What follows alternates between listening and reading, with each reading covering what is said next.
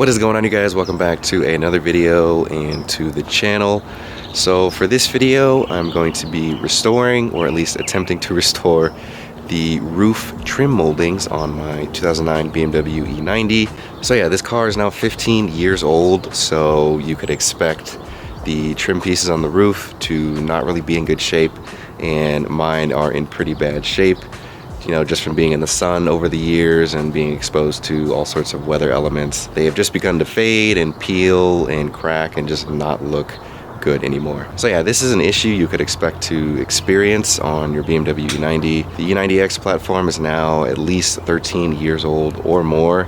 So yeah, these cars are getting pretty old. So yeah, in this video, I'm going to be offering a method you guys could use to restore your trim moldings on your BMW E90. Now, I'm not going to say this is like a very professional way to restore your trim moldings. This is more of a practical, at-home, easier way you guys could use to restore them. So do not take this as professional advice on restoring these pieces. So taking a look at the E90 here, I don't know if you guys can really tell on camera, but the car is once again very dirty. The car really hasn't looked clean in a few months again, but still looks clean nonetheless on camera here, since you can't really see the dirt, and it's sitting very nicely on these BC Racing coilovers and these ESR wheels. But anyway, back to the focus of the video, the trim molding. So let's take a look at mine.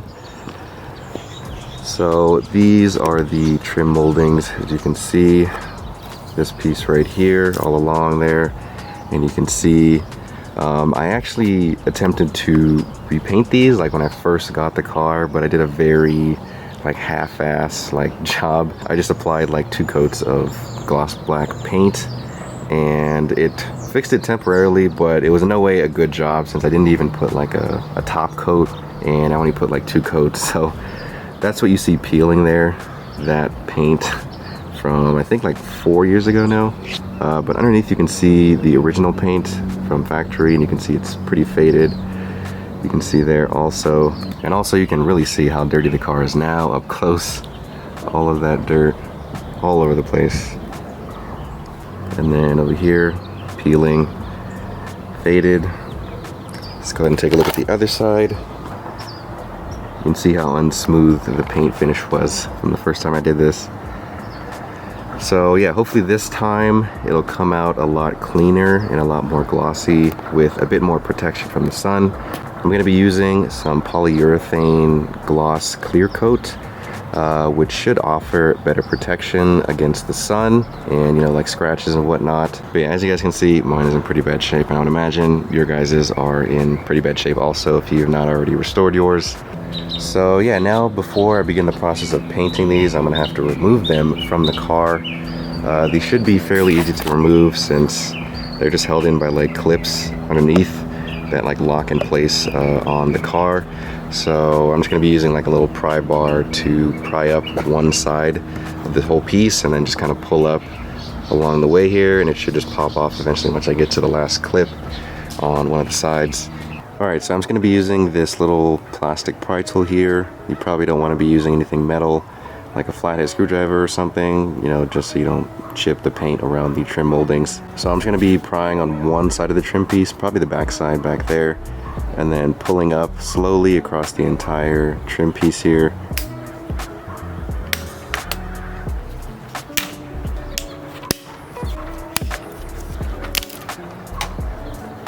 Alright, well, I got it off, but it does look like I broke off some of the little like hooks there, little clips on some of these. Oh, and here I broke all 3 of them. So yeah, I guess it's kind of hard not to break one of these at least, but I guess just be careful. I was just kind of wiggling it before I just, you know, full on just pulled it off. It does look like it's hooked on one side, so probably when you pull it off, push that way towards the inside of the car and then lift up so you can avoid breaking these. But it looks like there's still some, so I should be able to put this back on once I finish the paint job. Alright, so now I'll go ahead and do the other side.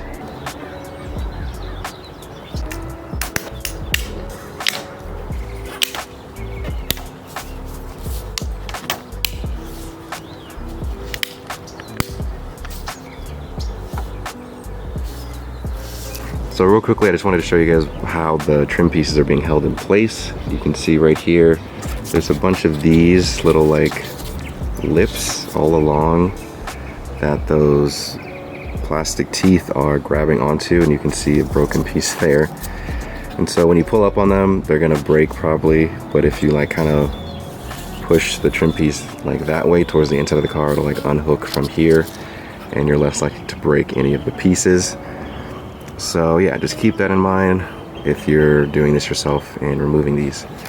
All right, so I have a little table set up here where I can do the paint job. So I have some sandpaper and then the paint that I'm gonna be using. So I got some simple gloss black automotive enamel. And then, like I said earlier, I have some polyurethane clear gloss for the top coat. And then for the sandpaper, I have some 80 grit to start off, which is very coarse. So this will remove all of the paint and all of the debris and dirt that's on the surface of the trim piece. And then I have 120 grit sandpaper next to smoothen out the surface. And then I have some 220 grit, which basically finishes off the surface so that it's ready to paint. So I got the sandpaper and the paint all from Lowe's for about $30, so it was fairly cheap, not too crazy. So the first thing I'm gonna be doing is sanding. Obviously, I need to get rid of all of the old paint and all of the, you know, defects and debris that's on the surface of the trim piece. But before I actually start doing that, I have to remove these two like rubber pieces that are on the sides of the trim moldings. You should just be able to pull these out, like slide them out from the side. So let me go ahead and try that here.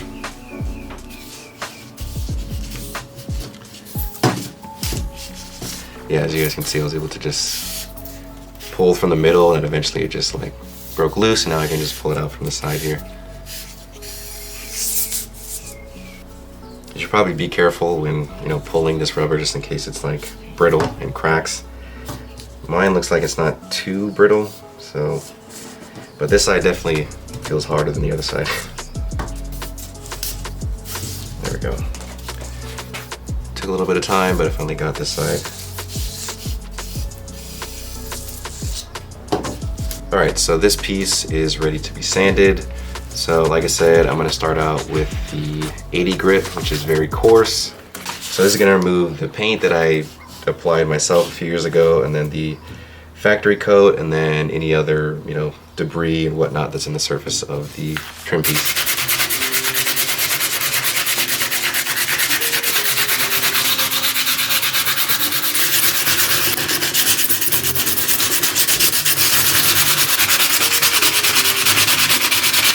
Alright, so I just finished up sanding both pieces with the 80 grit sandpaper, and this is what it looks like now after the 80 grit. Most of the paint is gone, the old original paint. The rest of that paint should come off with the 120 and the 220 grit sandpaper. So now I'll go ahead and sand down both pieces with the 120 grit.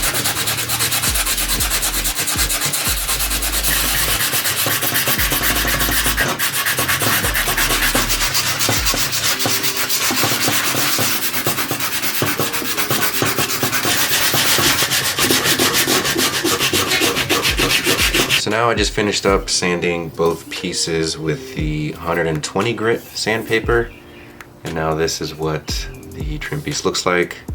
Pretty much got all of the paint off, so now it's just the bare metal. There's the other piece here. So now I'm gonna go ahead and do the final sanding stage with the 220 grit sandpaper.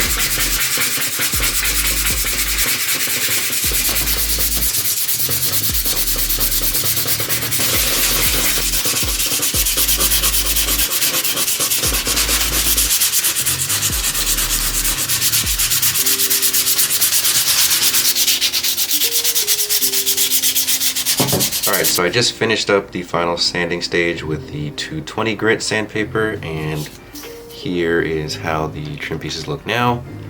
All of the paint has been removed, so now it is the bare metal and the surface is super smooth.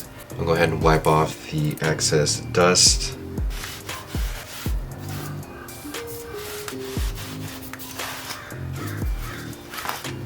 Alright, so I'm almost ready to paint the trim pieces, but before I start painting, I'm going to clean them one more time with a 50-50 mixture of isopropyl alcohol and some water, just to get rid of the last bit of paint dust and other debris that may still be on the trim pieces.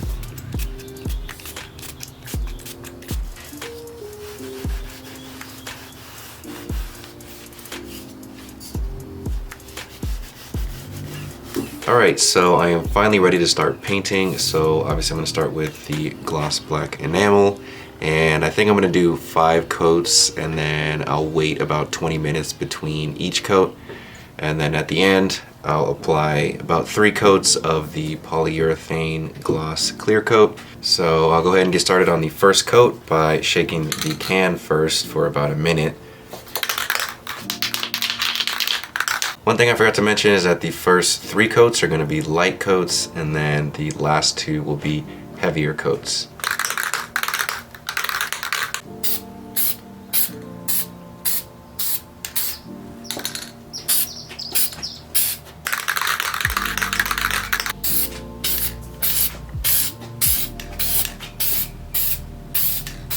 So I just finished up the first coat, and you guys can see, I'll try and show you guys here.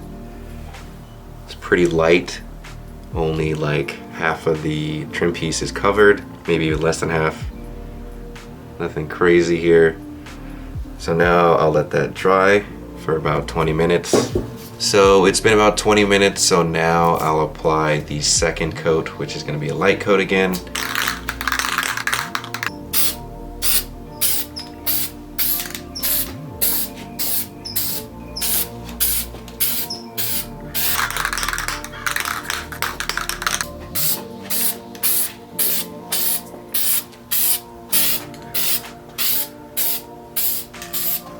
So I just finished up the second coat, so let me show you guys what the trim pieces look like now. As you can see, it is a lot more covered, but it's still not completely covered. Now this looks like about 60% covered, 50% covered. So now I'll let that dry for another 20 minutes. Alright, so I just finished up the third coat, so I'll go ahead and show you guys what that looks like. As you can see here, the entire trim piece is mostly covered in paint, but it's still not 100%. I would say like 85% covered. So yeah, I'll go ahead and let that dry for another 20 minutes. Alright, so it's been another 20 minutes, so now for the fourth coat, like I said, I'm going to be doing a heavier coat, and then I'll let that dry for another 20 minutes, and then I'll do the fifth coat, which again is a heavy coat, and then depending on how the fifth coat looks, I might do a sixth coat. It just depends on how it comes out after doing the fourth and the fifth coat.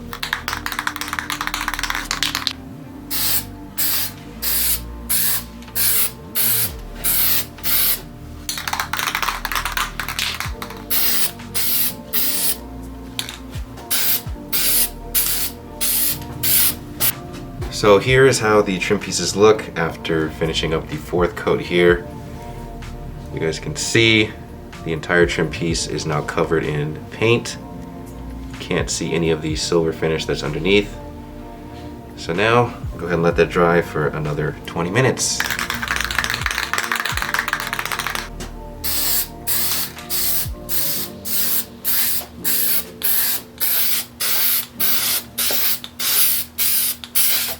Alright, so now after I just finished the fifth coat, here is how the trim pieces look. As you can see, it has a nice gloss black finish. It's somewhat of a smooth finish, but not the smoothest. Hopefully once I apply the polyurethane clear coat, that'll smooth out and it'll look a little bit cleaner. So yeah, I'll go ahead and let that dry for probably 30 minutes, a little bit longer, before I start applying the polyurethane clear coat.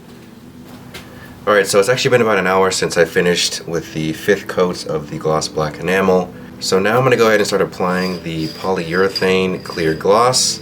So for this one, I think I'm going to do 4 coats, so 2 light coats and then 2 heavier coats with about 20 minutes of drying in between each coat.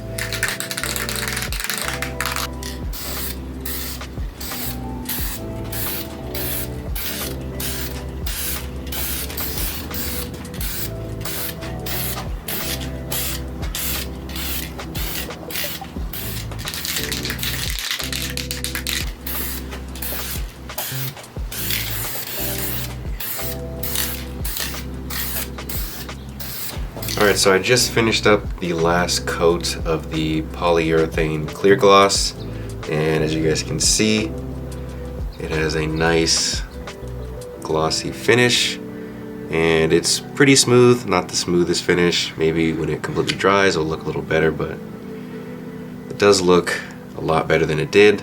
So now I'll go ahead and let both of these pieces dry overnight. So I will come back tomorrow and take a look. Hopefully everything looks good, and then hopefully I'll reinstall these back onto the car. So it has been about 24 hours since I finished painting the trim pieces, so they have had plenty of time to dry and fully cure. So now I can comfortably handle them without worrying about messing up the paint or anything. So let's go ahead and take a look at these trim pieces. So here are the trim pieces, and if you take a good look at the finish there and the reflection, you guys can see it has a pretty nice glossy finish. Honestly, it came out better than I expected. It is super glossy. It has a very clean finish. It doesn't have that like professional paint finish where like the clear top coat is like super smooth. There's like zero imperfections whatsoever. This one still has like a somewhat of an uneven finish, but it's not too bad. It still looks pretty smooth overall. It's just when you get up close you can definitely see it. And then also there are some spots where like some dust specks and dirt specks got caught in the paint, and then they fully dried now, so they're permanently in the paint finish. So I mean, you can't really see it on camera really. I mean, that's just dust right there. It's not like the, oh, right there you can see there's two little specks that got caught in the paint, unfortunately. So there are some specks like that, like along each trim pieces, like here and there, but it's nothing like too crazy. Again, overall it still looks pretty smooth. From afar it looks really clean, and just in general these look so much better than what they did before doing this paint job. Now obviously I'm unsure how long these will last before more, you know, sun damage starts happening and they start, you know, fading or cracking or peeling or anything like that. I'm thinking it'll be a few years before I start having to deal with that again, since, like I said, I use the polyurethane top clear coat, which from what I was reading can handle being in the sun a lot longer. It is somewhat resistant to UV rays, so hopefully that is true, but only time will tell, and I can't really tell you guys that right now. Alright, so anyway, I'm going to go ahead and put the rubber trim pieces that were on each side of each of the trim pieces back on.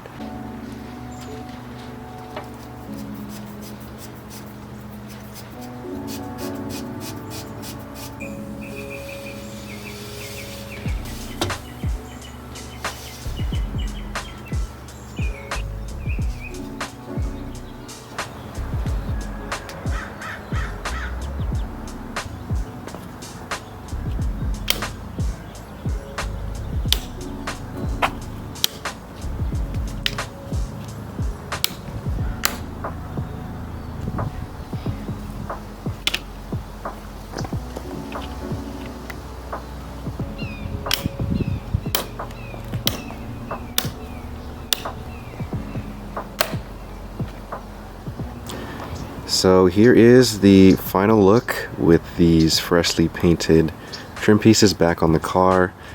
Getting a closer look here. You guys can see there's still dust on there, but regardless, this looks 100 times better than what these look like at the beginning of this video. A nice clean glossy finish.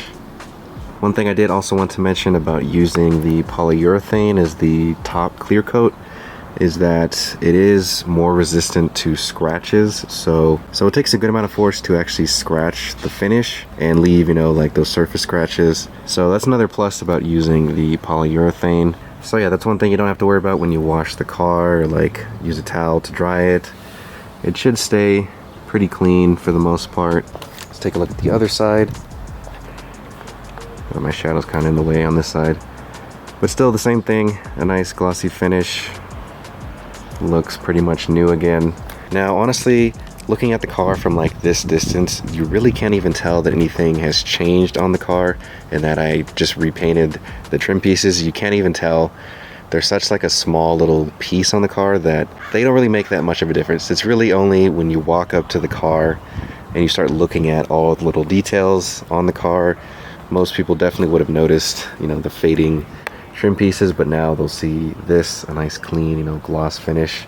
So yeah, this little restoration of these trim pieces on the roof didn't really add too much to the car or anything at all, honestly. But as the owner, you know, we all notice little things about our car that most people wouldn't notice. So for me, those were bugging me at the beginning, you know, seeing it all faded and peeling and just not looking good anymore.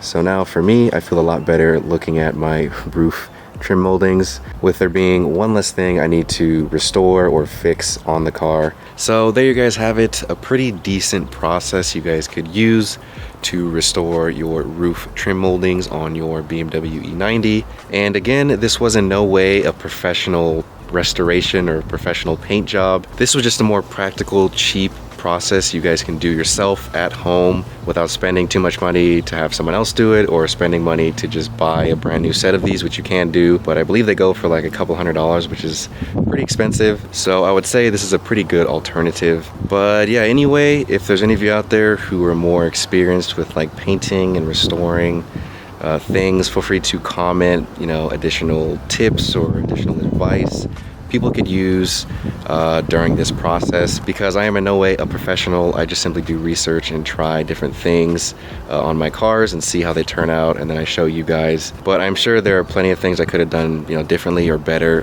for this process of repainting these trim moldings. So feel free to drop any additional tips or advice for people in the comment section, and also feel free to let me know if you guys tried this process yourselves on your E90 and if it turned out better, worse, the same. So anyway, that is going to do it for this video, you guys. As usual, thank you guys for watching. Give this video a thumbs up if you enjoyed it, and subscribe if you liked what you saw and want to see more content. Also, feel free to check out inline6auto.com if you're looking for any aftermarket parts and accessories for your BMW E90.